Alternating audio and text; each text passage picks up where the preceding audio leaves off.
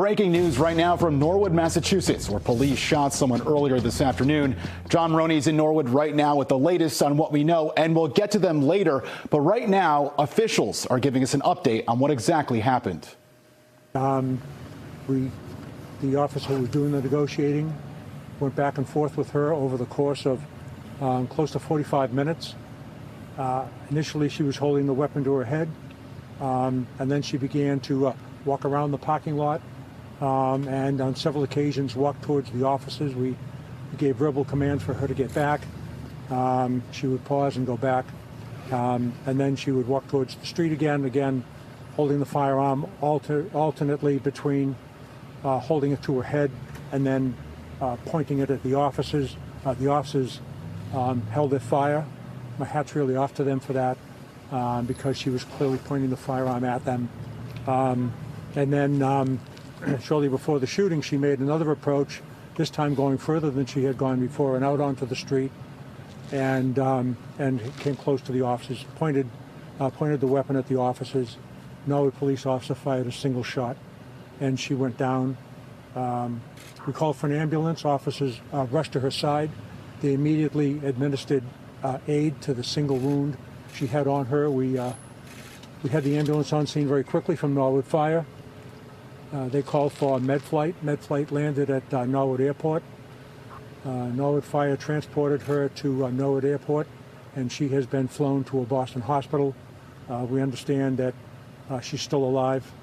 There was only a single shot fired in this entire incident. No officers were struck.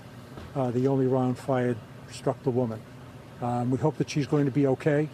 We also are attending to the officers who were present at the scene to make sure that they're going to be okay.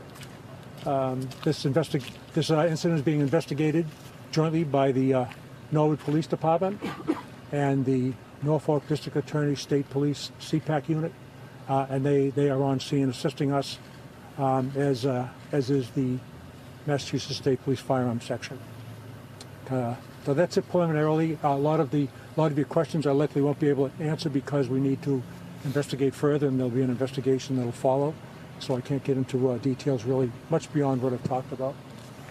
If there's anything that I've missed, you think I've missed, then ask me now.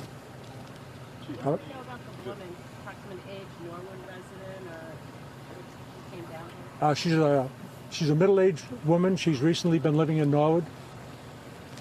Was she alone at the time, Steve? We believe that she arrived here alone, and she was alone throughout the incident.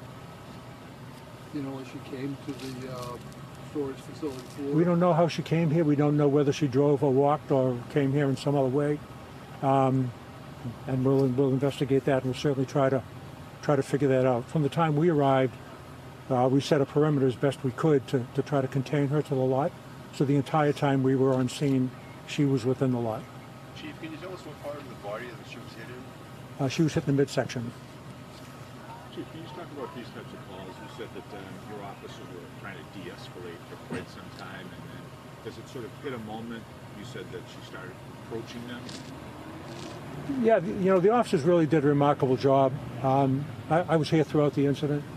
They were communicating with me and among each other about the incident, about being able to hold off and how long they could hold off, encouraging her to move back. They clearly did not want to fire. They held off firing. They would have been justified if they fired much earlier than they did, but they very much did not want to fire on her. Kept trying to de-escalate the situation, calm her down, even saying, you don't want us to have to do this. Please move back. Pleading with her to move back. Pleading with her to put the gun down.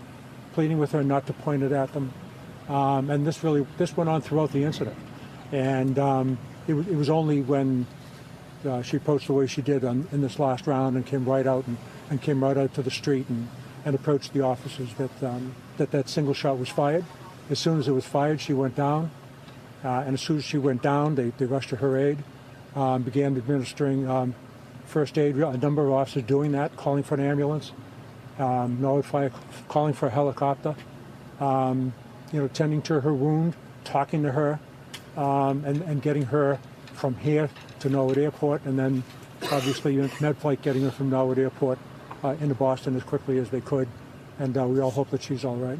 Was this a regular bullet? It wasn't put in the bag or anything else? That was a straight firearm. Okay. Life-threatening injury from the missile? I'm sorry? Would you describe it as a life-threatening injury on this side? I don't know. I saw it. She was struck in the midsection, but I don't know. But I think I'm going to have to call it off at that. But I appreciate you all coming out. As a hostage situation based on what happened inside before she came out? She threatened him initially. She didn't have anybody with her in the parking lot throughout.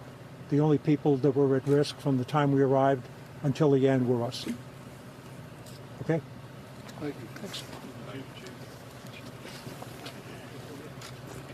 And that was a police official in Norwood telling us about that officer-involved shooting and giving us more details. What we know right now, it was a middle-aged woman.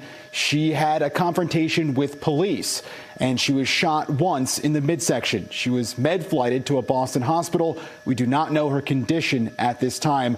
That official telling us that police officers pleaded with her to put the gun down. She was armed, and then she was shot once in the midsection. Again, if you're just joining us, an officer-involved shooting in Norwood. Police officials just holding a press conference telling us a middle-aged woman was taken to the hospital after being shot once in the midsection. She had a confrontation with police. She would not put down the gun, according to police. She was shot that one time. We do not know her condition at this time, but she is still alive at the hospital in Boston.